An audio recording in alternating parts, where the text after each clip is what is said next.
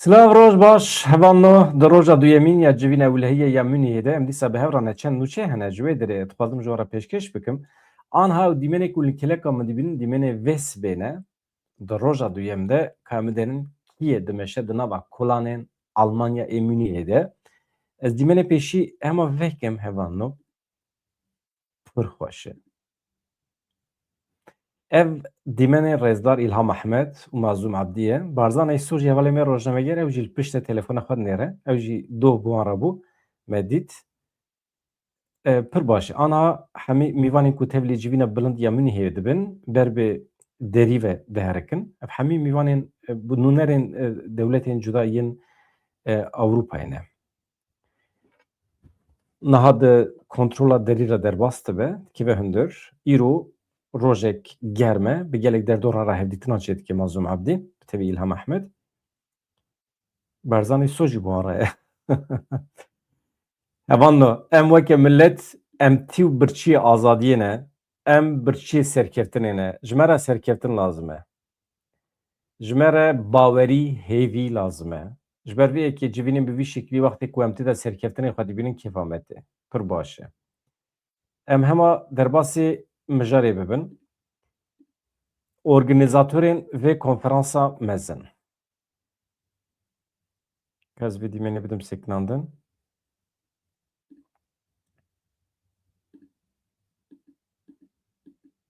Ew wisa bidim sekinandin. Dîmenê qanal heştin. Kî daxife niha di dorê de? Li Munîhê serokê konferansa ewlehiyê ya Munîhê Wolfgang Ischinger. Ew e. We serokê konferansê ew e. Yani ê organîzekirin ew in, ê ku malûvanî dikin ew in. Piştî dibêje piştî şerê dûr û dirêj û guherîna rejimê ya li Sûriyê tevlîbûna Mazlûm Ebdî serokê fermandarê giştî yê Qesedê tevlîbûna Nêçîrvan Barzanî serokê Herêma Kurdistanê ya divê konferansê de ji bo me dibe gelekî girîng e.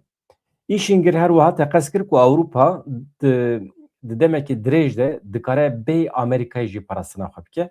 Mijar elbet ne tenê Kurdin, ne tevlîbûna Kurdaniyan vê civînê ye.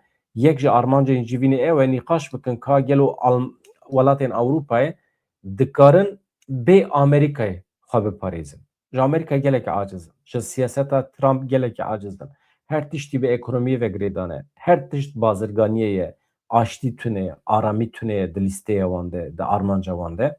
Ji ber vê Ewropa aciz e. Niha hewl dide ji xwe re artêşeke arzî ava bike. Ez bînim bîra we hevanno saet di çardan de li gorî saeta Ewropayê, saet di şanzdan de li gorî saeta Kurdistanê Remezan Kerîm ji başûrê Kurdistanê mîvanê min e.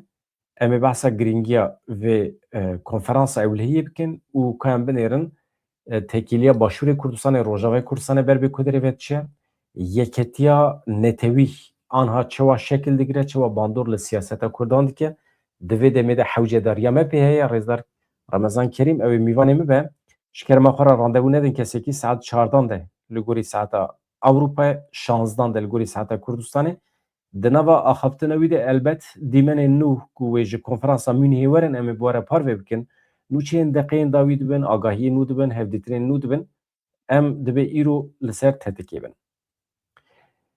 Niha ev Camêr Îşinger çi dibêje? Em wekî Ewropa dikarin bê Amerîkayê jî li ser piyan bimînin, parastina xwe bikin. Îşinger li ser hêza Ewropayê û pêwendiya bi Amerîkayê re diyar kir ku Ewropa bi 27 welatên endam bi tevî sê endamên din hene, sê hevalbend, ne endamin hevalbendin. 27 welatên endam yê Yeketiya Ewropayê û her wiha Brîtanya, Norveç, Tirkiye ew jî hevalbendin xwe bihêz dibînin. Îşinger li ser vê mijarê got Ewropa dikare bê Amerîkayê jî bihêz bibe. Lê di rewşa niha de şerekî dagirkeriyê ji aliyê Federasyona Rûsyayê ve li dijî Ukraynayê heye. Ji ber vê yekê em bi lez hewcê hevbeşê xwe yê Amerîkayê ne. Lê eger ev mesele nebiye em pêdiviya me bi Amerîkayê tune. Dibe em niha ne hêzeke leşkerî ya yekgirtîne lê di demekî dirêj de Ewropa dikare xwe biparêze. Tu yasaya xwezayî tune ku bibêje 405 milyon Ewropî nikarin duwarê leşkerî de parastina xwe bikin. Yani ji derveyê xwezayê em 405 milyon weke milletên Ewropî em dikarin pir bi rehetî xwe biparêzin bê Amerîka. Divê ev bi xwebawerî bi me Ewropîyan re hebe. Çi dibêje Wolfgang Ischinger behsa beşdariya Kurdan ya vê konferansê kir. Behsa giringiya wê kir. Beşdariya Nêçîrvan Barzanî û tevlîbûna Mazlûm Ebdî ya di vê konferansê de wekî gavekê dîrokî nirxandiye ka gava dîrokî çi ye? Ber vê ku derê ve dişe. Ême em dixwazin heqê me, mafê me, statuya me bikeve bin garantiyê. Eger îmkan hebe garantiya yasayê navnetî wî. Netên wê bî. Veya em pir dixwazin em muhtacin. Pêdiviya me pê heye. Zirt û pirt û xelk êrişê me neke yani. Perwerdehiya me hebe. Eşkere kir ku vî camerê ew dixwazin Sûriye bibe welatekî aştîxwaz, ev yek piştî wan salên dûr û dirêj yên şer piştî guherîna rejîmê gelekî giring e, em hemû hêvî dikin ku Sûriye bibe welatekî aştîxwaz ku têde hemî milletên Sûriyê hem Kurd hem jî milletên din bikaribin di nava aştiyê de bi hev re bijîn, bibin xwedî maf. Em amade ne. Hikûmeta federal û hevbeşên wê ji bo ku kar ber bê arasteyeke rast ve biçin, em amade ne her tiştî bikin. Alîkarî bidin, piştgiriya darayî, ekonomî em amade ne bidin. Yani niha hikûmeta federal wextê dibe hikûmeta federal gel qesta wî Iraqê yan Sûriyeyê. Ez dibêjim qey behsa her duya jî dike. Ez vê yekî wekî pêşhateke dîrokî dibînim ku Sûriye di dawiyê de wê bibe welatek asayî. Îşingir balkişan serola Serokê Herêma Kurdistanê Nêçîrvan Barzanî jî ya di navbenkariya Rojavayê Kurdistanê û hikûmeta Sûriyê de û behsa giringiya herêmê kir. Me dibêje di salên borî de her tim serkirdayiyên Kurd yani rêveberên Kurdan Rêzdar Barzanî vexwendine vê derê me giringiya vê herêmê tim zaniye me nas kiriye. Her sal dibe em tim Kurdan davet dikin. Çi li hundir çi li derveyê Sûriyê. Aştî karê me pêşin e. Ji bo me eveliyet e ne hevrikiyên nû ne. Dibe ez ê gelekî kêfxweş bibim eger ez karibim bi Rêz Barzanî bibînim. Bawer dikim behsa Rêzdar Mesûd Barzanî dike. Niha Partiya Di Linke li Almanya hûn dixwazin ez dîmen vekirî bihêlim bila ji xwe re biherike ma çi têda ye? Ma çi zerara wî heye ji we re? Bila wisa biherike em ji we re nûçe bixwînin evan da. Fermandarê xwe, generalê xwe bibînin, İlham Ehmed bibînin. Ew wisa bila biherike. Dîmen biçe serî û were dawî. Yek, Partiya Di Linke ji Almanyê xwest ku Rojavayê Kurdistanê baweyekî fermî nas bike. Kî dibêje hevseroka Partiya Çep ya Almanyê ya Hamburgê Cansu Özdemirê bang li hikûmeta Almanyê kir ku rêveberiya Xweser ya Rojavayê Kurdistanê bi fermî nas bike. Cansu Özdemir bi eslê xwe ji Batmanê ye, Bakurê Kurdistanê, parlamentera eyaleta Hamburgê ye. Cansu'yê di çarçoveya Konferansa Ewlehiyê ya Mûnihê ya sala 2026 de daxuyaniyeke nivîskî belav kir. Xwest ku fermandarê giştî yê Qesedê Mazlûm Ebdî hevseroka daîreya têkiliyên derve ya Rêveberiya Xweserî İlham Ehmed bawekê fermî dawetê Berlînê werin kirin. Özdemirê di daxuyaniya xwe de tevlîbûna nûnerê Rêveberiya Xweser ya di vê konferansê de şîrove kir, teqezî li ser giringiya aktorên li qadê kir. Cansu'yê diyar kir ku divê polîtîkayên ewlehiyê ne tenê di navbera dewletan de bê nîqaş kirin. Beşdarbûna Mazlûm Ebdî ya İlham Ehmed ya di vê konferansê de gaveke giringin, gavên giringin û rastin jî. Eger em bixwazin mijara ewlehiyê bawekê berfireh bigirin dest, nîqaş bikin divê ew aktorên siyasî û leşkerî yên ku li ser erdê, li qadê aramiyê garantî dikin, xelkê diparêzin, di nava vê projeyê de cih bikin. Yani aktorên li herêmê behsa Mazlûm Ebdî İlham Ehmed yani behsa Kurdan dike, nûnerên Kurdan. Özdemirê bang li hikûmeta federal ya Almanyê kir ku têkiliyên li Mûnihê derbasî qonaxeke hîn bilindtir bikin. Daxwazên xwe bi vî şeklî birêz kirin. Ez dibêjim daxwazên pir maqûl in, heqeten bravo. Divê Rêveberiya Xweser ya Rojavayê Kurdistanê bawekê siyasî were nas kirin. Divê ji bo parastina Herêma Kurdan danûstandin kûr bibin, berfirehtir bibin. Divê rêveberiya Xweser baweyekî tevlî projeyên navnetewî bibe, bi taybetî meseleyên ewlekariyê. Hevseroka di lînkê ya Hamburgê destnîşan kir ku Rêveberiya Xweser ya Rojavayê Kurdistanê heta niha îspat kiriye ku ew aktorekî pêbawer e û aramiyê davîn dike. Parlamentera Kurd ya Alman di daxuyaniya xwe de siyaseta derve ya Friedrich Merz ya rêveberiya îro ya hikûmeta Almanyê ji rexne dike, diyar dike ku li şûna tekîliya aborî ya bi Çîn û Rûsyê re tekîliya bi welatên kendavê re pêş dixin divê ev jî nabe çareserî. Mazlûm Abdî İlham Ehmed jî Mazlûm Abdî İlham Ehmed bi Macron re jî hatine cemhev. Niha em wê dîmenê jî bibînin. Macron tiştê xweş dibêje. Macron dostaniya xwe ya bi Kurdan re carekê din îspat kir. Di pratikê de tiştekî tune be jî ew ê çê be?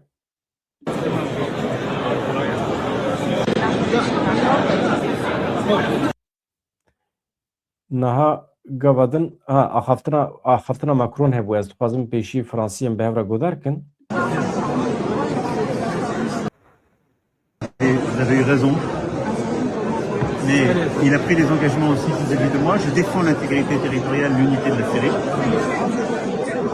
Et je défends aussi le fait que les forces démocratiques syriennes, particulièrement les Kurdes, soient respectées, intégrées. Et moi, je n'oublie pas la dette que nous avons à votre égard. Yani dibize ez yek parçayı axa Sûriyê diparêzim lê ez dixwazim ku rêz û hurmet li hember Qesedê were girtin dibe em fedekariya wan ji bîr nekin, em wek Ewropî dengdarê Kurdan û Qesedê ne dibêje.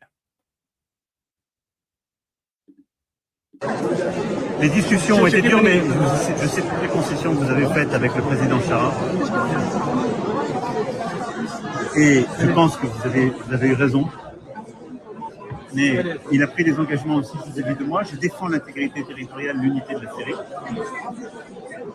Et je défends aussi le fait que...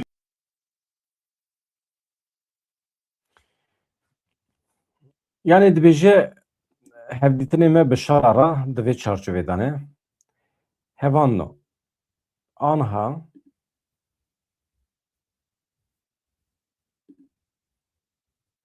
ez dîmen bîrim ser ekranê paşê em li ser biaxivin.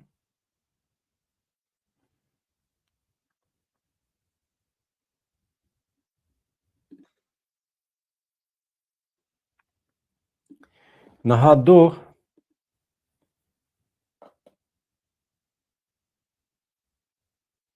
evê Serokkomarê Fransê Emmanuel Macron ra civiyan ez ê biçen gotina basa vê yekê jî bikim.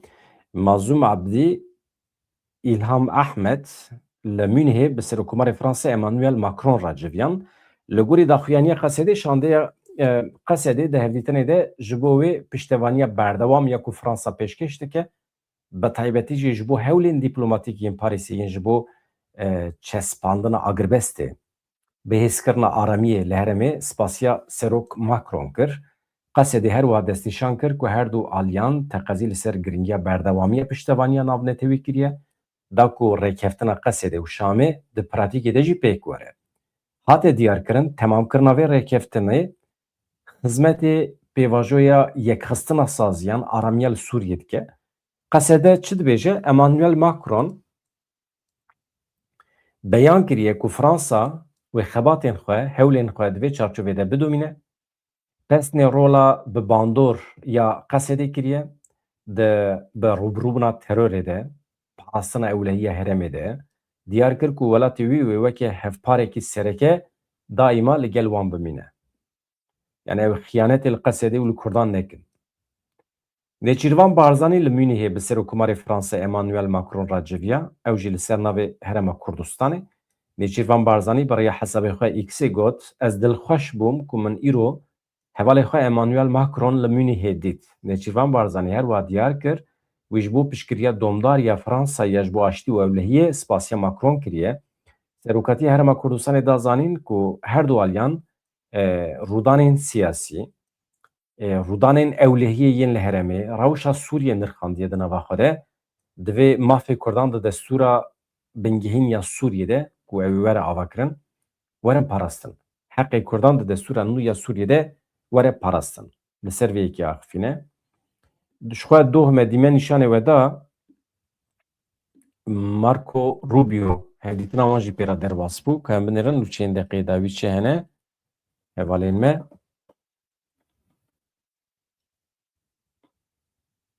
Ez hema bu ara parve bikim.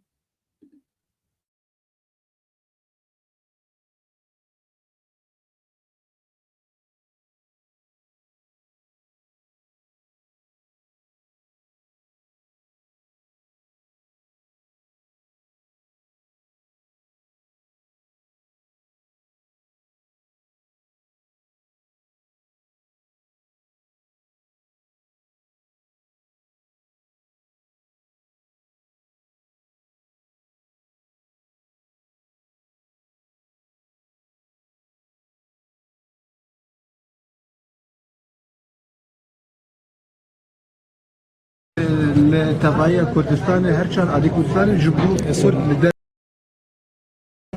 وجبين تبع وتشاوى دست كرنا باشا ما انا جبنا قال وزير الدربه امريكا تشيكر واللي كذا وزير الدربه سوريا جا حاضر بو جبين بيشتي باش درباس بو ملسر مجاري انتجراسيون اكو هي واللي بيشارو جول سر كوسيتي قال كرد بل والسر روشا سوري بيشارو سوري مسر مجارنا قساكر بيشتي باش درباس حاليا نف دولتي تشاوى جارانتي دانا كردا جبرو مثلا في ريكاتلين دوما هيك واتي كرنا قال مسر مجارا اخذت وانا اجي نزكوني اخو اريني دانا اخويا جبين دي تشاوى اللي قال كي دبل الصبح ولا قال لك جبين هنا الصبح جيو اللي قال لك جبين هنا نها روجافا تشاويا نها روجافا يعني كوباني هو قمش يعني بقيشتي اقرب بس لك هي اللي بسكريك هنا ام جهود دن باب بسكريك كان شهر سربك يكي تروبا دخوازي يعني هاريكاريان كردان ما بكال روجافا نسكوني كاريني هي ام جهود دن كوفان نسكوني اريني جنبك كلمة الجزيرة سيد عبدو كيف كان اللقاء مع القيادة السورية؟ كيف هي المخرجات؟ كيف هي الاجتماع كان اجتماع مشترك مع وزير خارجية امريكا بحضور وزير الخارجية السوري وكان بشكل عام الاجتماع كان ايجابي. شكرا.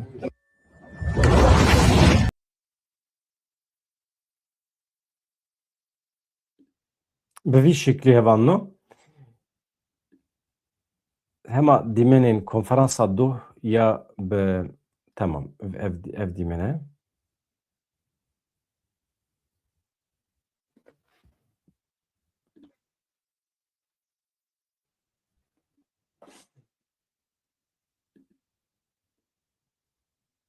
erê du dîmen li ser hevin em temaşe bikin niha hevanno Mazlûm Abdî bi xwe jî beyan kir li bajarê Münîhê yê Almanya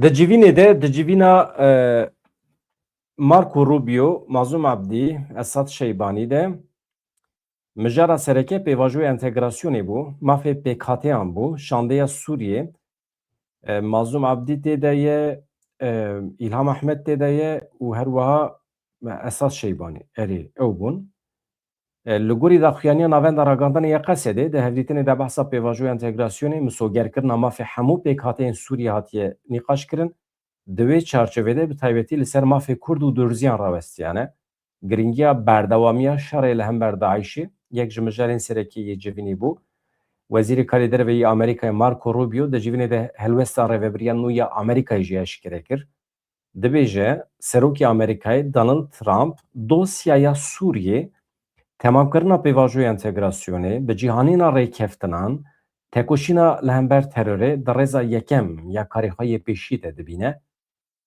wê hevdîtinên General Mazlûm Abdî û şandeya pêre li Münîhê îro jî berdewam bikin îro bi kîjan serokara hevdîtinê çêdike ez ê ji we re bêjim saet di çardan de li gorî saeta Ewropayê li gorî saeta Kurdistanê jî saet di şanzdan de em ê van mijaran bi we re nîqaş bikin ka Mazlûm Abdî li ku derê bikire hevdîtin pêkaniye vaya yek ya din jî aniha bûyerekî çêbûye li Parîsê vê sibê ew jî kesekî rabiye bi kerî êrişî polîs dike vê serê sibê ya.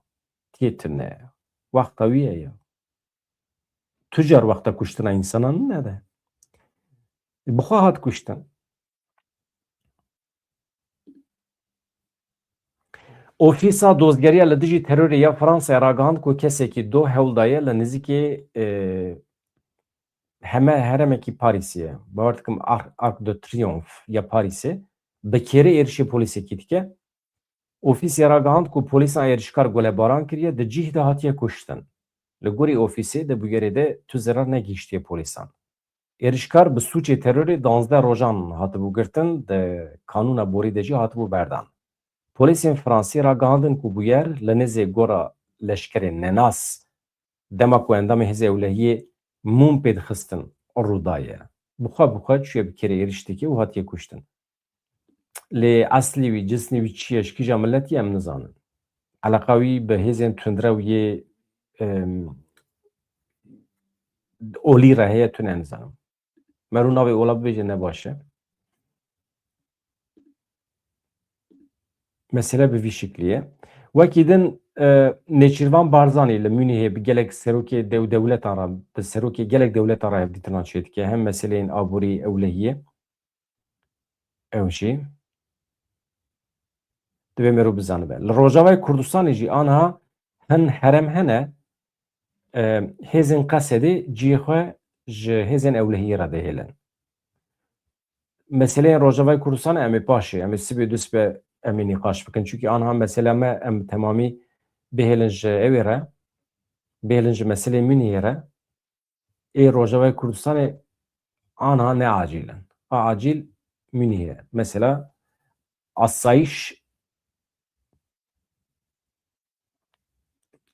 aniha ciyê Qesedê digire û hin gundê ku artêşa Ereban, artêşa Şamê jê derketine çêwê derê. Ez xatir ji we dixwazim ji bîr nekin hevano. Saet di 4 de li gorî saeta Ewropayê Remezan Kerîm mîvanê min e. Bi hêviya rojên xweş azad dem baş.